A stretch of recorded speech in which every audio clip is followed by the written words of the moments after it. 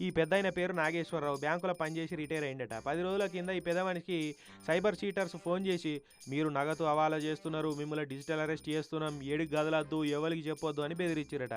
ఇక ఈ పెద్దాయన ఆధార్ కార్డు తోటి దొంగలు డూప్లికేట్ అకౌంట్ తెరిచి మీ అకౌంట్లో సస్పీషియస్ ట్రాన్సాక్షన్స్ అయినాయని దొంగ స్టేట్మెంట్లు పంపి పెద్దాయనను బెదరగొట్టిరు. నీ తాన ఎన్ని ఆస్తులున్నాయో చెప్పు, నీ తాన బంగారం ఎంతున్నదో చెప్పమని వీడియో కాల్లోనే ఇల్లంతా చూయించమన్నారట.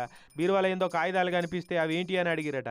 అవి షేర్లలో పెట్టుబడి పెట్టిన కాగితాలంటే, నువ్వేం చేస్తావో తెలియదు, నువ్వు ఈ వయసులో జైలుకు పోవద్దంటే మేము చెప్పినట్టు చెయ్యి, నీ తానున్న బంగారం షేర్లు అమ్ముకొచ్చి ఆ పైసలన్నీ మేము చెప్పిన అకౌంట్లో జమ చేయమన్నారట. బెదిరిపోయిన పెద్దయినా గజగజ వనుక్కుంటా వాళ్ళు చెప్పినట్టే చేసి ఇక వాళ్ళు చెప్పిన అకౌంట్లో పైసలన్నీ జమ చేసిండు.